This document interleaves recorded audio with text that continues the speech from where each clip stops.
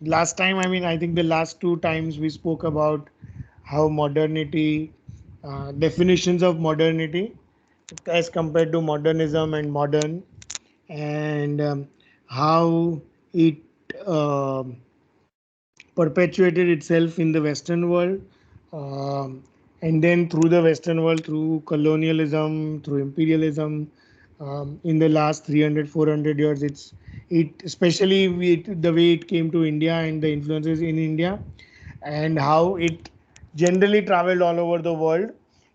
But in a general way, I mean, we didn't look at any particular civilizations, but we looked at the overall effect of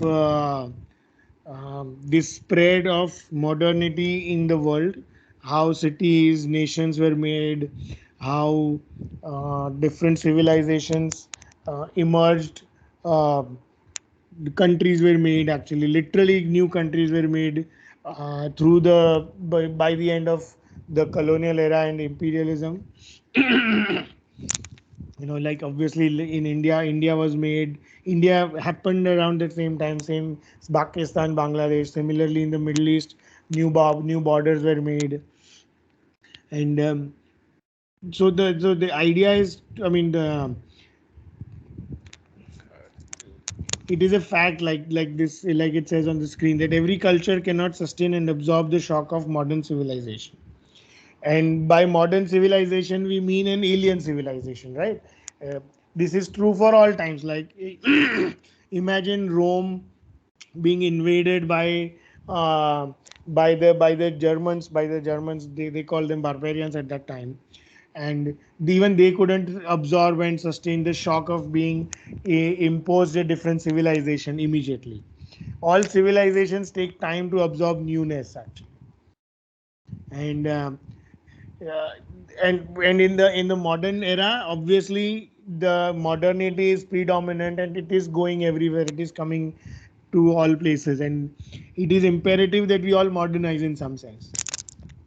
But it is also imperative that older civilization, older traditions continue or sustain themselves. And that's the paradox, that how to become modern and to return to sources at the same time.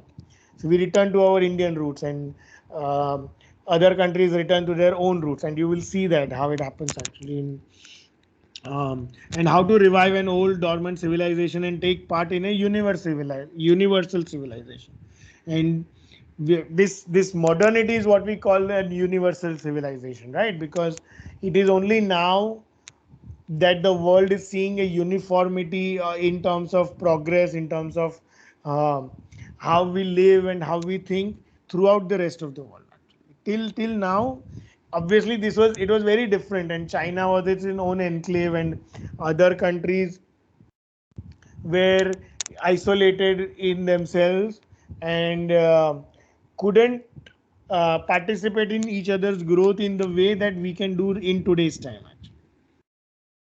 And that's the problem, and there's this clash which happens. This is a slide I showed, and how science comes and old traditions remain, and old ideologies remain, and old poverty or problems or things remain. The new thing comes, it improves it, but it also destroys it. I mean, it's a constructive as well as a destructive force at the same time, actually. And this is when this image, I love this image, how it shows going into the future. And this movie, I don't know if you guys have seen it, spoke about it last time also. I think you should all see this movie. Actually, it's the birth of a nation. It's the idea of how people think at the birth of a nation, and not just a nation, but the dawn of a new era, so called. How when things start changing in your world, and how that change can make you success, can give you a voice, actually. And that is the importance of this image. Then the beginning of Mark at the same time. We spoke about that also last time. And this is the world as we know right now, and the world, the way boundaries were drawn at the end of the Second World War. And literally, if you see at the towards the end of imperialism, I mean, all of North America didn't exist before. The countries, the way they are, didn't exist. The Middle East was very different. Russia and and the Eastern Bloc countries were completely different. Africa didn't have the same boundaries at the time of the imperialism, at the time of the imperial expeditions. Actually, I mean, the whole world, in fact, was made anew in the last 400, 500 years. Actually,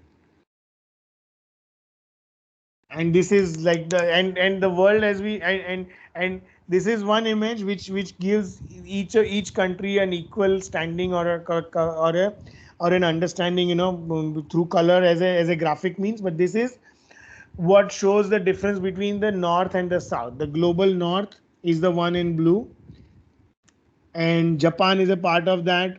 Australia is a part of that. New Zealand is a part of that. Certain countries, there's one. I mean, and the rest is the global south.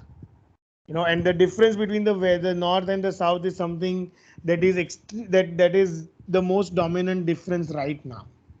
It is not a difference of religion so much. It is not a difference of culture so much. It is not a difference of civilization so much. It is a difference of economics, because the other things have started percolating from one place to the other. Other things have started becoming common to each of these civilizations. It is only the economics which creates this vast difference between the two. And this is the growth of history. This, I don't know if you've heard of Hegel.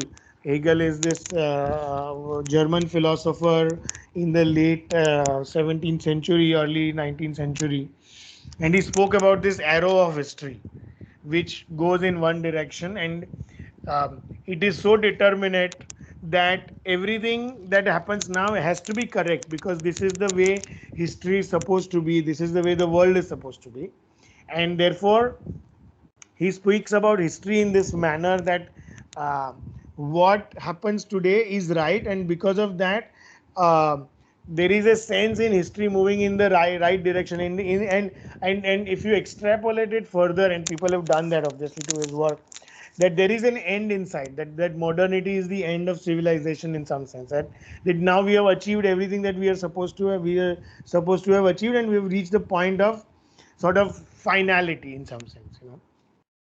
And the West always obviously thinks of that. The Renaissance, the Industrial Revolution, all the progresses in science. I mean, if you talk to a scientist in the late 19th, early 20th century, they would say that it's only in a few years we will know everything about the world. And we know now that is not true. That what we know about the world, about the earth itself, let's say, or the solar system where we are, where we exist, and then the universe, there is literally, we do not know anything in some sense. There are people who would say to that there is, and 40, 50, 60 years back, if you were to speak to a scientist, they would say that in less than 20, 30 years we will know everything there is to know about the world. So how science is also changing, how things are shifting from one to the other. And our understanding of the world is changing, and the more we know, the more we realize that how less we know actually. This guy, I mean, this is just an anecdotal cartoon, which shows the progress from artisan to industrial, which creates modernism, and modernism to the new movements that we have in terms of architecture, that neo-modernism, postmodernism, and things like that. And this is again, when we go back to the 20s and 30s, uh, the evolution of the home also, where the home, which is this minimal existence, how modern man thought of existence as being very minimal and very defined, that it was not about this urban living which started becoming important in the West. And like I showed you in India also, in the 40s and 50s, all those ads in Times of India, and this housing exhibition. This was an earlier housing exhibition in um, where this Ernst May, who's a famous artist and an architect, whose minimalist floor plan for houses in Frankfurt won an award actually, and became very popular, and was selected as one of its outstanding examples. The minimal house becomes very important because of how we need to live and how our culture is changing. And this is about this is also the same time when the world is being planned like this actually, and these ideas are percolating to all uh, the recently liberated, the recently freed, or the recently independent civilizations, which are now going to grapple with this move from, I mean, for at that time it was probably where the first two things only, where they were still maybe in an artisan mode and now reaching the industrial mode, and or they were already partly in the industrial mode and now coming to the modern mode actually. And these ideas were what were spreading all around the world, and we will see that through the journey of you know these countries in some sense actually. These are the countries that we'll talk about briefly, some in detail, some very briefly, in the next two classes, today and tomorrow.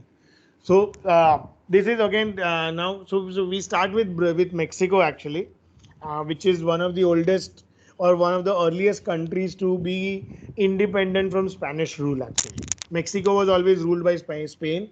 Mexico is part of Northern America, uh, the Northern American continent, and was largely ruled by Spain. I mean, you can't even see Spain on the map right now. It is there on top of Morocco actually. um, and for a long time it was ruled partly by Spain, by the Spanish government, but partly by people who were settlers in Mexico, the Spanish settlers who came there and who captured or sort of subjugated the indigenous tribes, and did lots of bad things like all rulers do.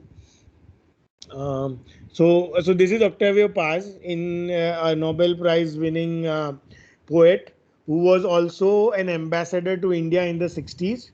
And this book that he wrote, The Labyrinth of Solitude, and also there is a book that he wrote which is one of the most beautiful book on India, that and Elephanta actually. There's an essay on Elephanta caves, and it is one of the most beautiful explanations and descriptions of the caves of Elephanta, and also the relationship and similarities of the Mexican and the Indian civilizations. So what he says is that the revolution in Mexico, he's talking about Mexico, began as a discovery of ourselves and a return to our origins. Later, it became a search and an abortive attempt at a synthesis. Finally, so this happens in three stages, and this happens always. You will find echoes of this everywhere. Finally, since it was unable to assimilate our tradition and to offer us a new and workable plan, it became a compromise. The revolution has not been capable of organizing its explosive values into a worldview, and the Mexican intelligentsia has not been able to resolve the conflict between the insufficiencies of our tradition and our need and desire for universality. And so he's saying, what are the stages that a civilization that is trying to assimilate within a universal civilization, which is trying to imbibe a modernist a modernist outlook, but is still bogged down or still holds on dearly towards the values of its past. What happens to that, and what are the steps that it goes through? What is the fight, struggle that a civilization endures? And this is from another book by Catherine O'Rourke, Modern Architecture in Mexico City, and how the capital the capital of Mexico City, was shaped.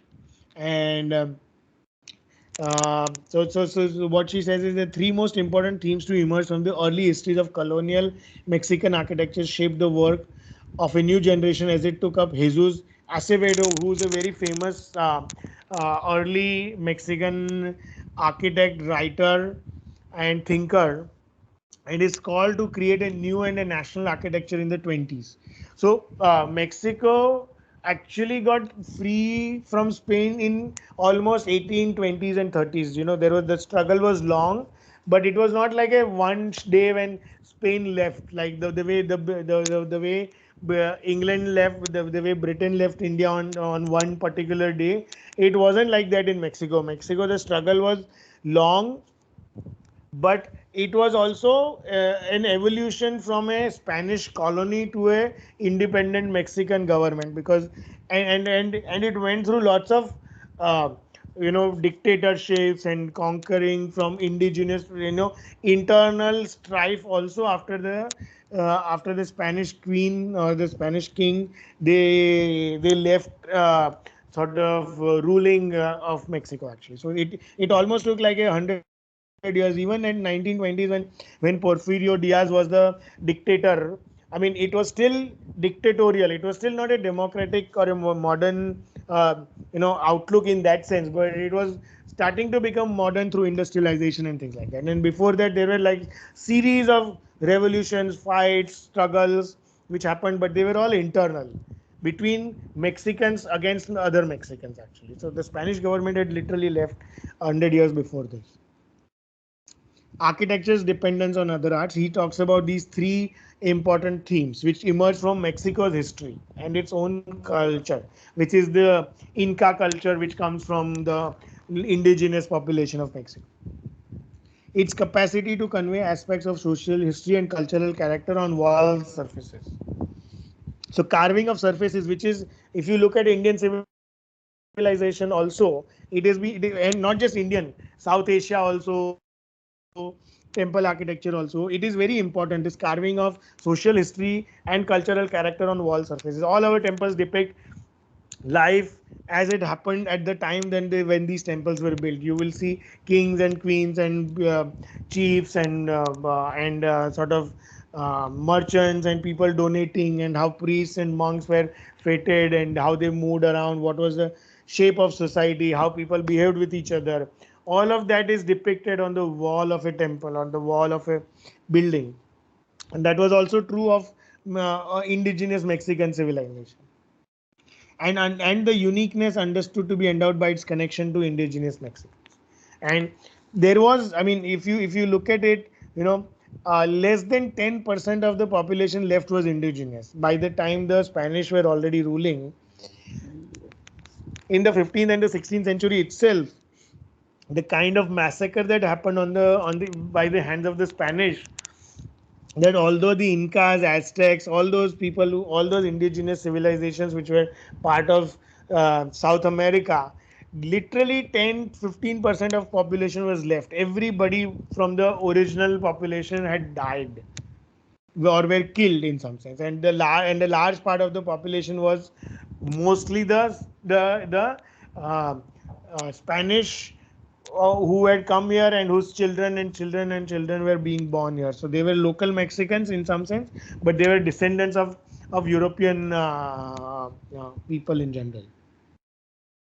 So this is Porfirio Diaz, who was the dictator from late 1880 to 1911 actually, and he was instrumental in bringing a kind of modernity uh, to Mexico at this time. But it was also a continuation of earlier policies and earlier rulers from whom he sort of snatched the ruling authorities and things like that. So Latin America, again, I'm quoting people who are Mexican who have written about Mexico actually all the time. And Angel Rama, this another writer who talks about Latin America, which has to select the rejected elements of European and American systems produced in the metropolis, peeling them away from their context and making them their own in a risky, abstract way. So he talks about how local Mexican culture takes a European thing and then makes it its own, which is the process called transculturation. Transculturation, again, it's something very important, and we see this day in and day out in India also. That we take something which is very alien to us, maybe European, maybe in some sense, if you even look at Shakespeare and his plays, and how there are filmmakers in all civilizations, especially India. There are so many movies and plays that have been made on based on Shakespeare's plays, but you cannot imagine that they are based on a European imagination 500 years ago. but the basis, the root of that thing is still the European thing, and the story is completely Indian. I don't know if you guys have seen, there's this beautiful movie by Vishal Bhardwaj called Maqbool, which is fantastic by itself. So you can still see the movie by itself. You don't need to know Shakespeare and what what the original play was by him. But if you do, you can understand the links and the connections between the two. But if you don't, it doesn't matter. And this is what is transculturalization, that the root comes from somewhere else, but you remove that and then add a completely new context and you make it your own. So this is an original 18th century Mayan painting which is coming from Mexico. This is the kind of mural that the Mayans, even the Incas and the Aztecs who were further south, um, were used to doing on the buildings that they were building actually. And this is all lost, to a large extent, because these paintings don't survive thousands of years. They are not architecture per se, and so they don't have the kind of longevity that architecture, stone architecture, or kind of rock architecture has.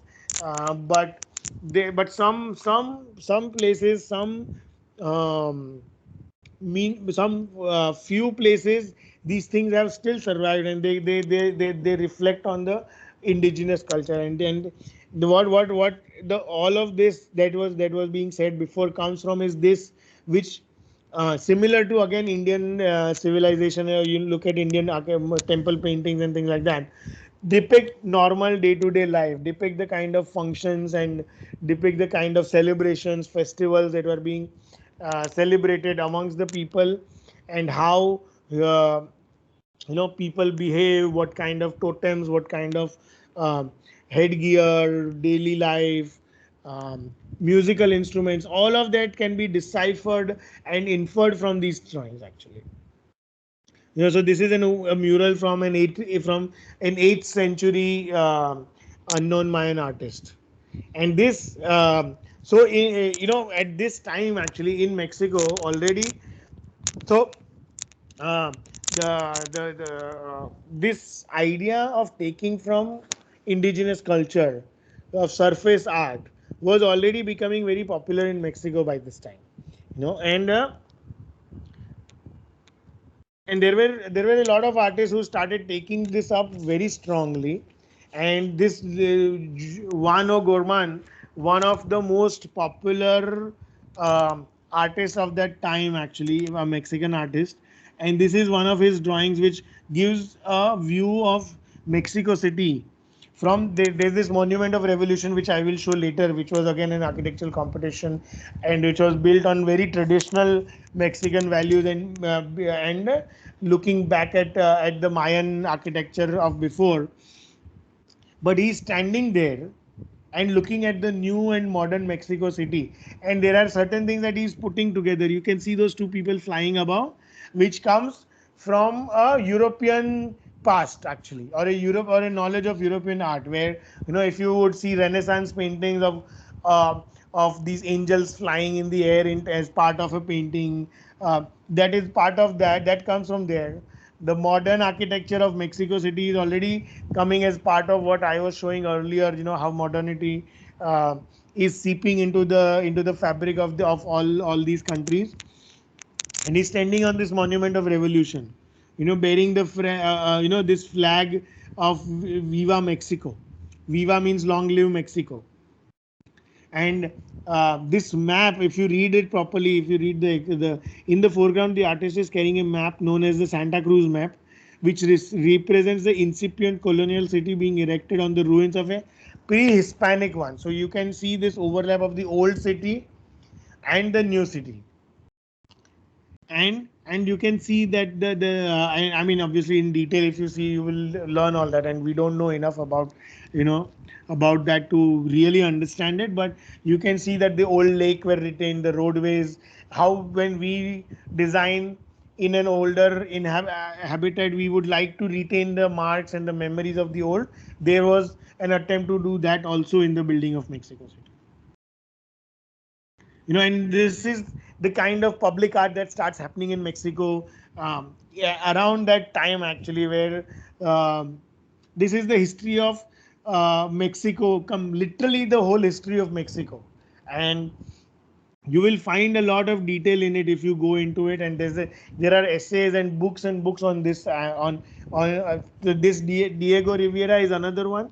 So there were these three main muralists actually, who were very important. Or Juan Orman was a painter and an artist and an architect also, but there was Diego Rivera, Clemente Orozco, and David Siqueiros. Actually, these were the three most important muralists of Mexico who changed, and you will see this later. I mean, I don't know whether you, I mean, it's a little bit um, uh, disjointed right now, but you'll make the connections actually later on when you see the connection to architecture actually. But so this is an oil painting which is again in the style of a Picasso cubist painting.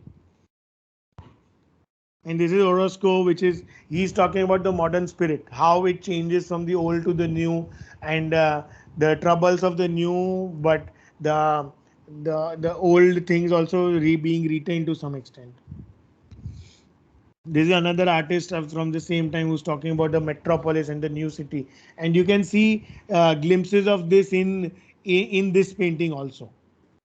The Mexico City, how it is forming, and how it is evolving the modern city of Mexico.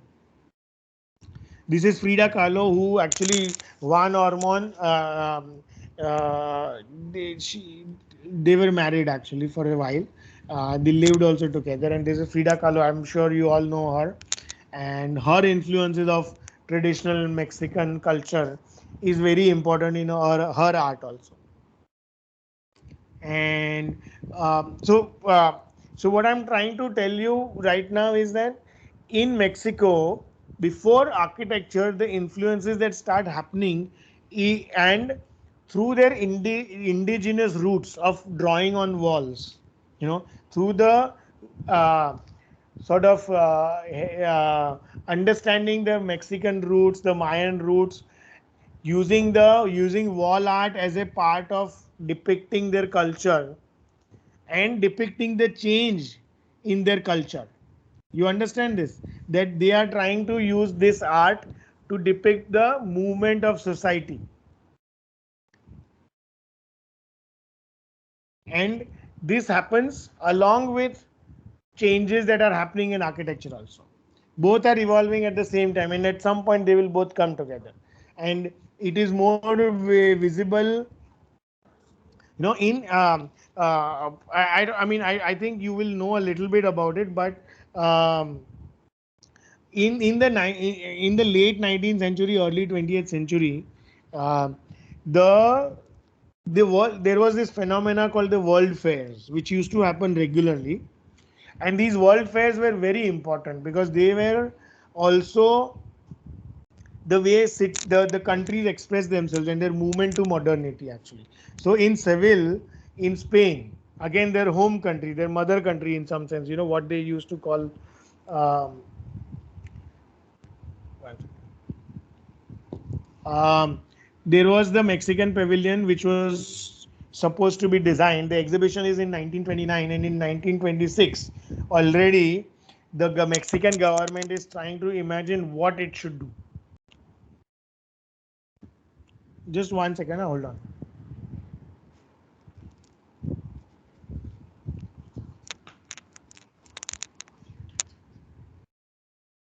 1 second, hold on.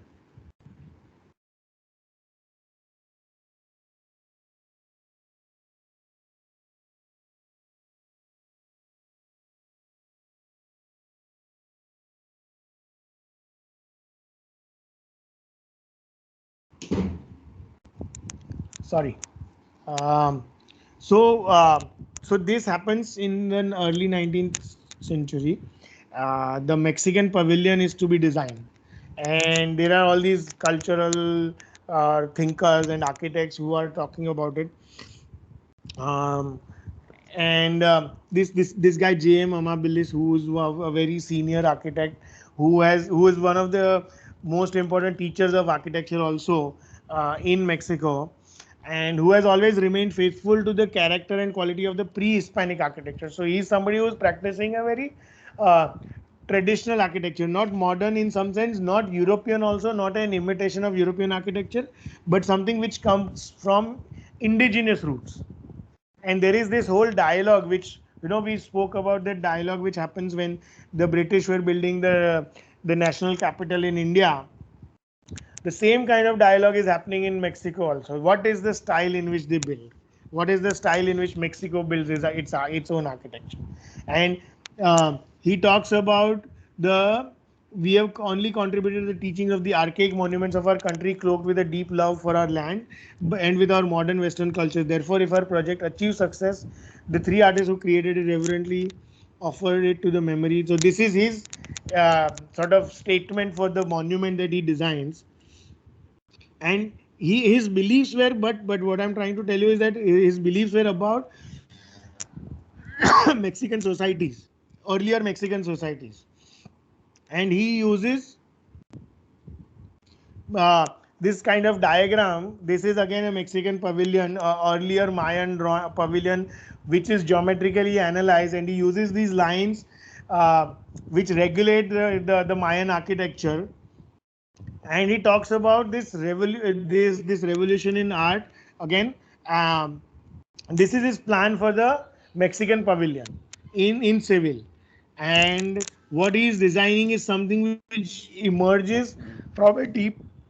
So he is also opposed to very purely surface decoration, which is meaningless. He is saying that the root of the monument should also be pre-Mayan, should also have kind of indigenous understanding.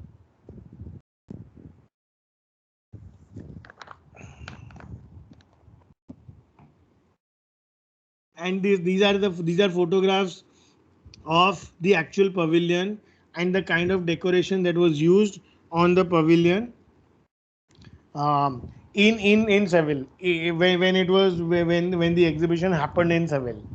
Um, so this is some so we, and again the idea is that surface art is very important, but surface art which is just decoration is meaningless.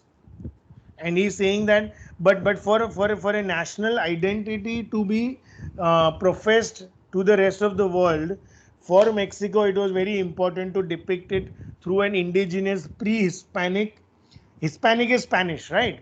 And pre-Hispanic is the Mayans, the Aztecs, the Incas. All of these are, in the southern American countries. Actually, they were earlier civilizations which were spread there.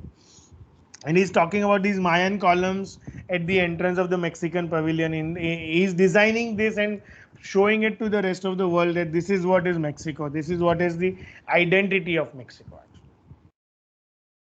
And so, like I said, there were conflicts all the time, right? So this was a legislative palace which was built at the time of Porfirio Diaz by by a Spanish architect who came here and built in the traditional European style. Right. So this is also happening while traditional Mexican architects and artists are looking at their own past traditions and trying to revive them. This is happening at the same time. Similar, like in India, the British were building in their own styles, right? They were not building in the modern styles in India, which was something that was argued in Britain. But they were bringing, Victorian architecture to India when Victorian architecture was going out of fashion in England, because they wanted to plant their roots here. They wanted to impose their own version of British rule in India. Similarly, this kind of Victorian architecture or something like this was happening, was being built in Mexico also by again imported by again sort of these kind of European architects who come here and start working here. And then the ruling elite is of bringing them because they think that it's more popular or the sort of more important to imitate the West, but not and sort of remove the background, remove your past, erase your past actually. And at the time of the revolution, this monument was destroyed actually, and only this part which you see in front remained. 1 second, hold on.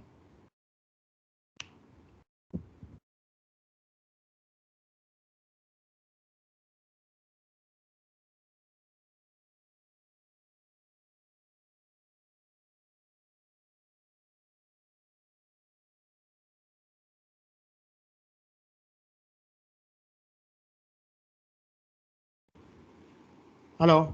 Yeah, sorry. Okay. So you understand. So this is at the time of the revolution. There are lots of there's a fight going on. You know, government is being overturned. Somebody is fighting, and that whole palace gets destroyed. This is what remains, and there's a competition to rebuild part of this actually. And this is Carlos Obregon again, who is a student of Amabilis actually, or maybe Amabilis was a student. I have forgotten actually what is the sequence in these architects, but I think he was Amabilis' student, and he retains this building as it is without anything around it, and he is trying to transform this sense of architecture. Okay, and what he does is that he holds a competition for decoration of this monument, this monument of independence actually. And in this public competition, this sculptor who designs this sculpture that you see on the screen right now, these three men who are looking at each other, made out of rock and this kind of heavy massiveness which is being depicted here. um, there is a large public competition to create something which is indigenous, which looks like Mexican, which looks like original Mexican art, but also modern at the same time, looking to the back but looking to the future also. And this guy Oliviero Martinez was chosen as he had the great intuition of sensing the sculpture of the old autochthonous roots and incorporating it into the currents of contemporary sculpture.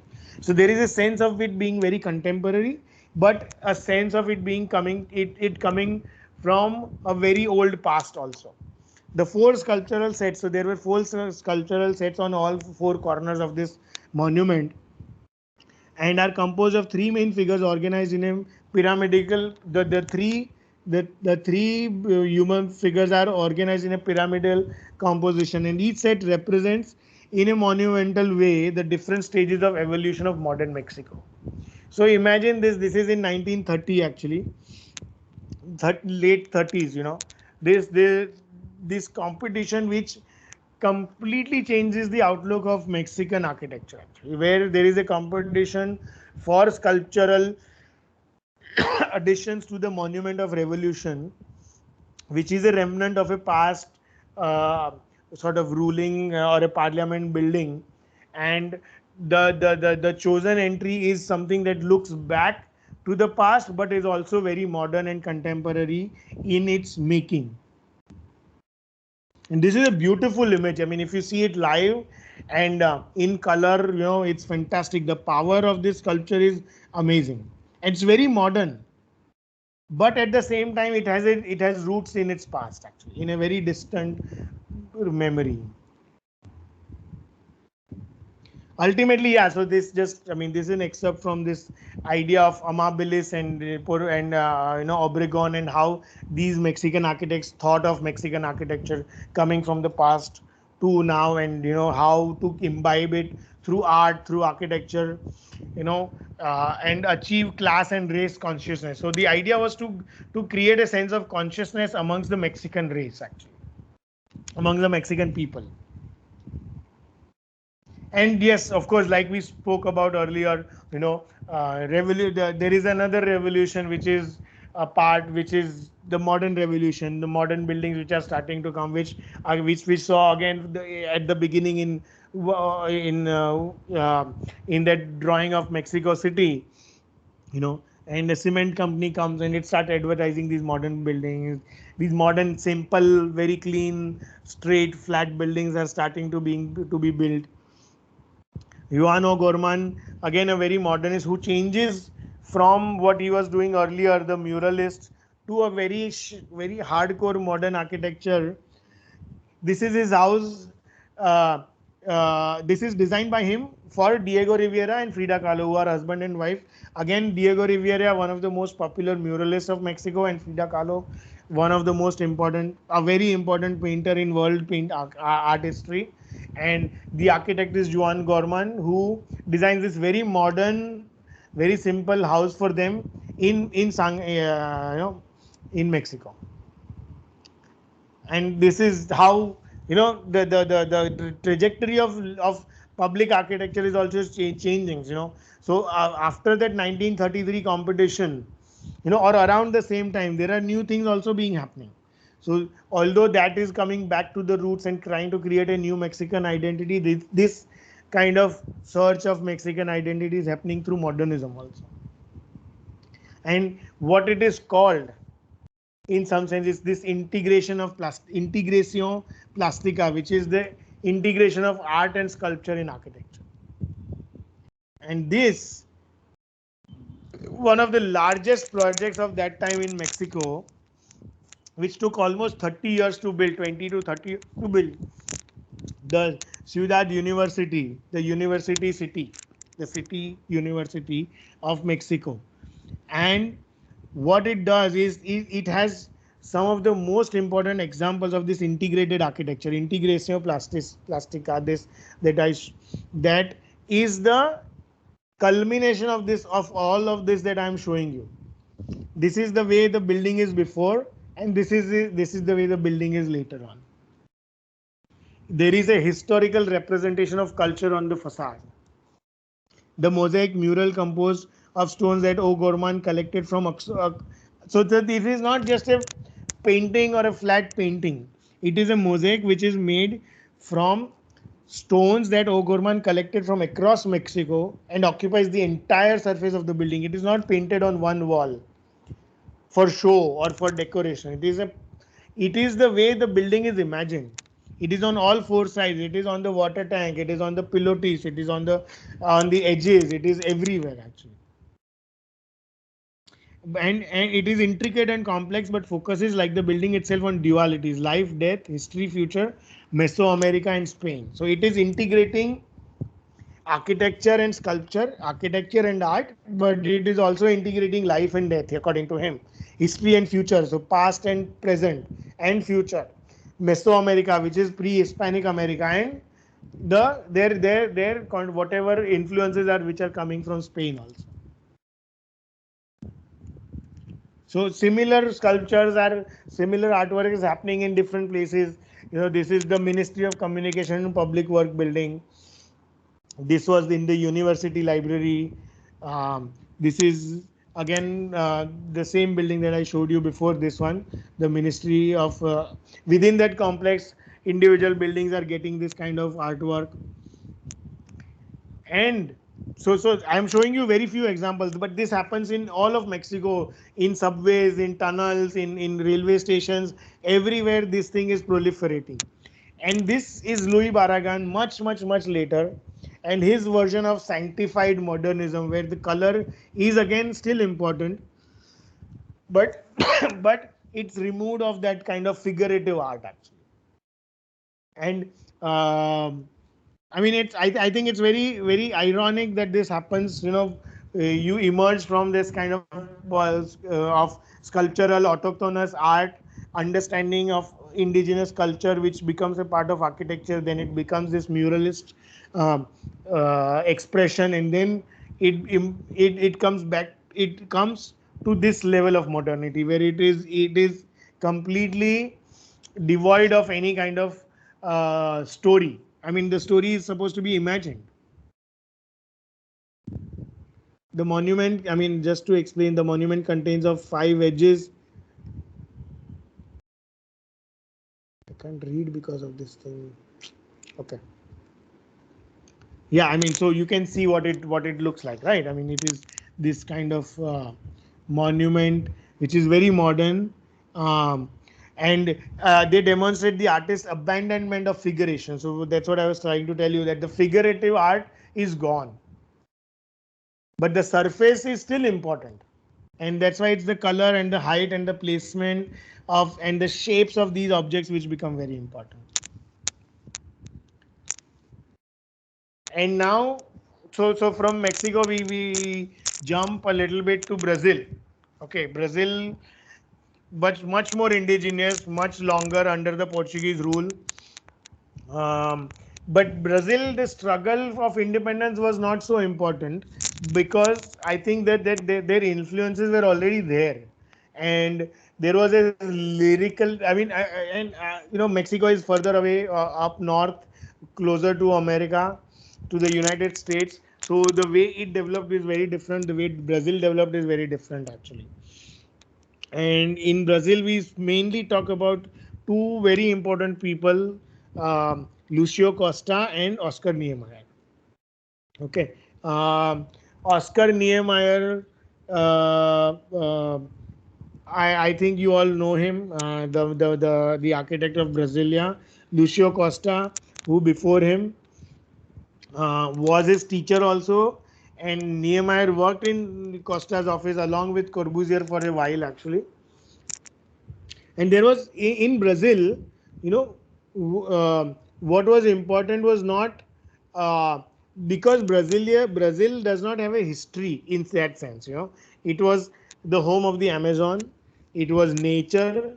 It was forest. It was monument. It was there was not a large indigenous culture in Brazil, in the Brazilian, let's say, civilization, to some extent, if we can say that, because it was much more primitive.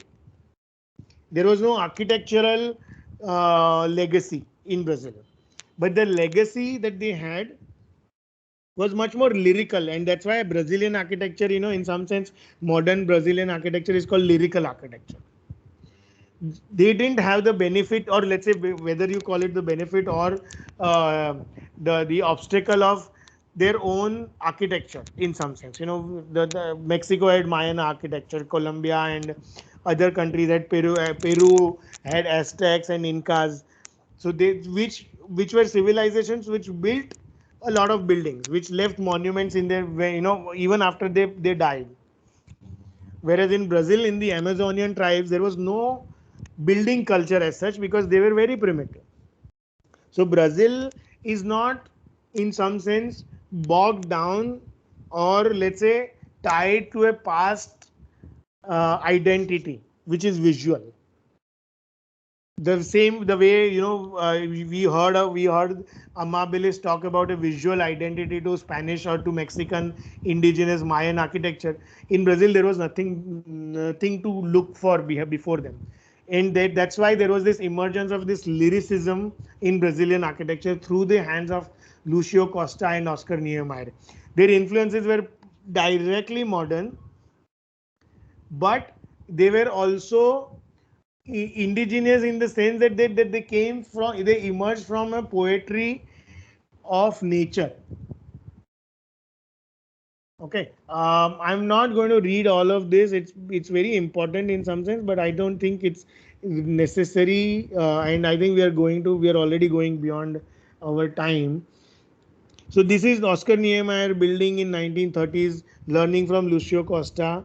Uh, in 1950s, he's building all these government buildings in Sao Paulo, and his kind of very poetic, beautiful modern architecture. So you see the difference between Brazil and Mexico. What I really want to point out is this contrast between them, where Mexico, there is an indigenous visual culture which is very strong, whereas Brazil, through its architects who are there, creates an identity of its own. It's modern, but it's not European modern in some sense.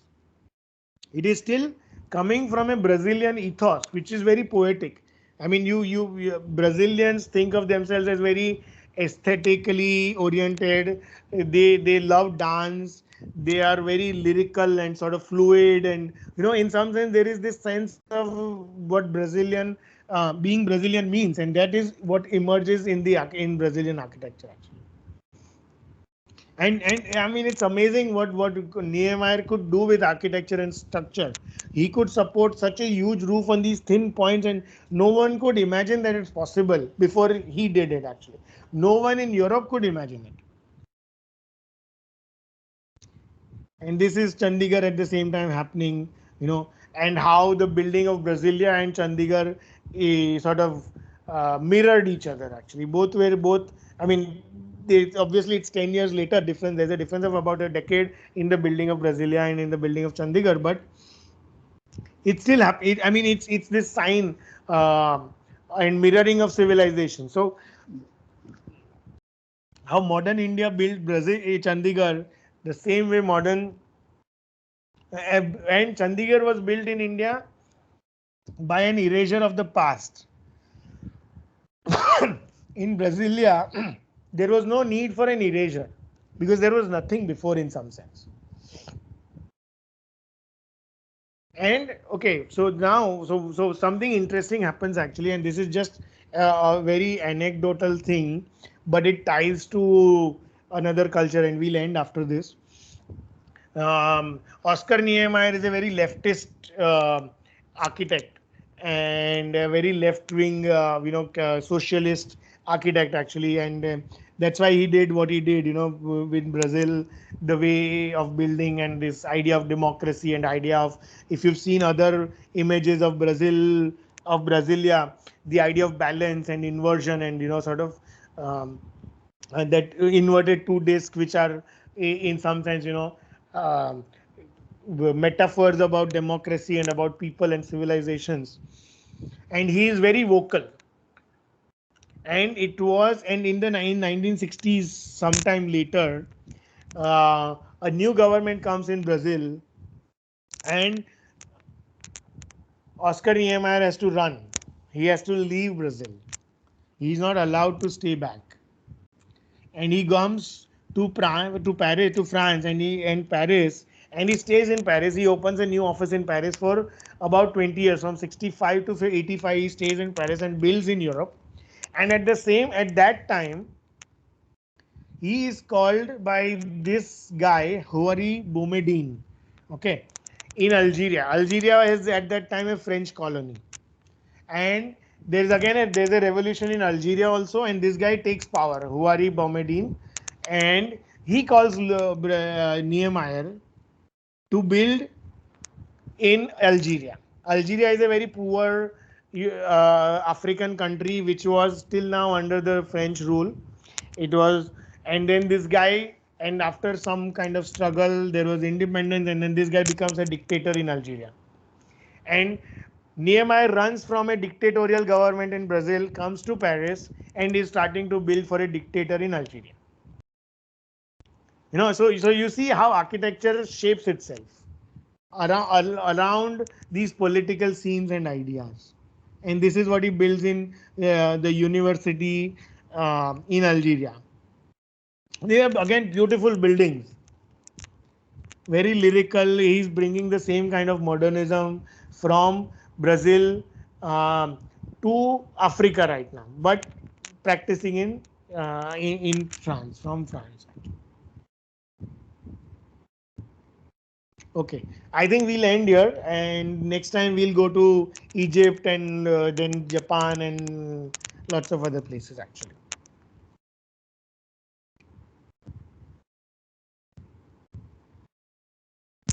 Okay. So, any questions? Anything you want to discuss, or next time? Madhura, some guys, anyone? Rutika, you're here? She left, no? No, I'm here. I'm here. Okay. Yeah. No, I didn't post the file names, so I think the That's students okay. themselves will have to initiate. Okay.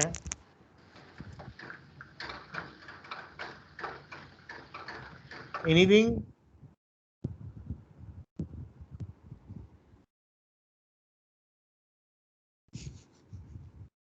Madhura No, is on I'm the still spot. processing actually.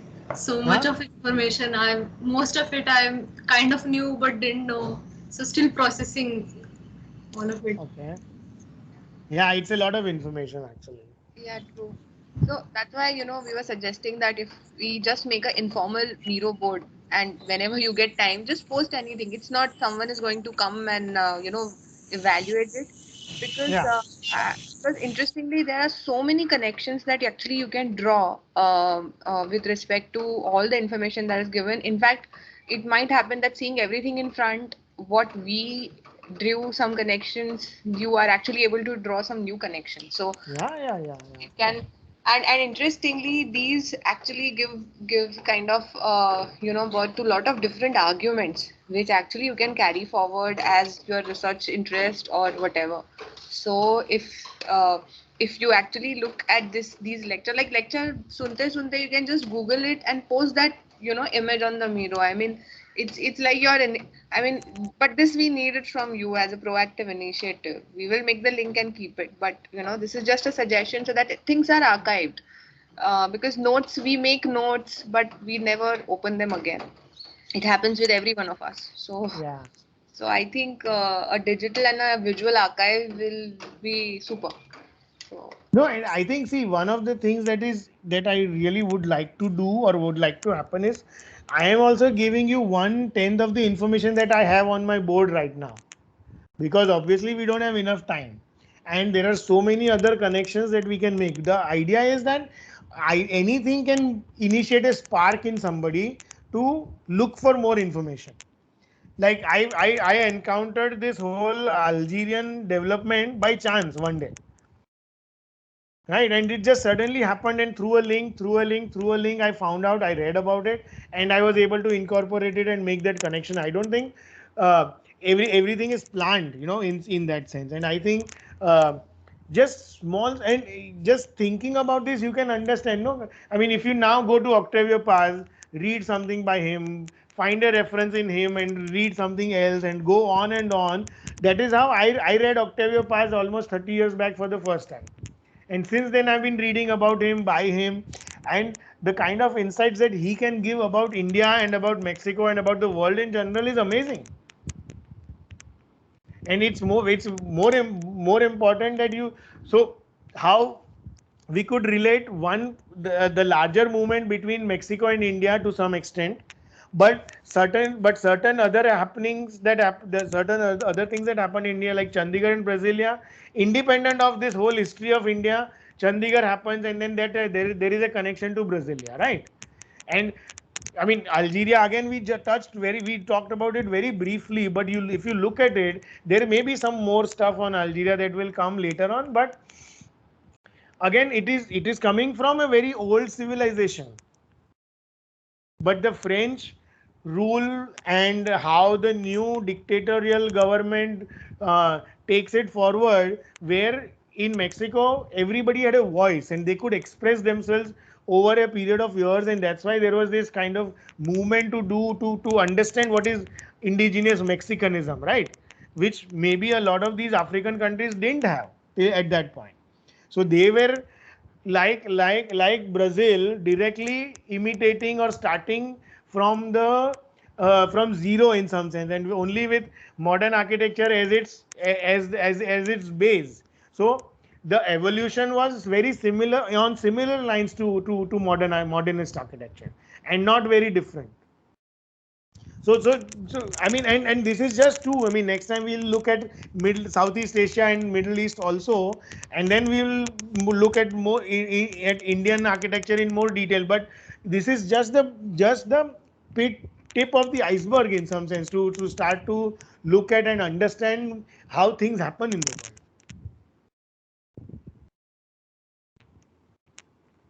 Okay, should we call it a day today? You can process it further and we can talk about it. I think we have one class, Rutika, the third, yeah, not the next class, but the class after that is a discussion. yeah, Maybe you can assign 5 or 10 of them to make a 5-minute statement actually. There okay, you can write about this or something else in terms of, sort of at the beginning of modernity, and talk about these. So maybe for huh? yeah, sure, So if 4 or 5 of them can just write a 4 or 5 minute, 1 page thing, their ideas or their points, or you can discover something else and put it out in front of everybody. Maybe we can have you guys talk for 20-30 minutes, and then we can open it for a group discussion for 30 minutes actually. Not next time, but the time after that is a full class of discussion only, no? So let's do that. I think that'll be better. Longer discussion might be more interesting also. Okay. yeah. चलो, bye bye. Bye.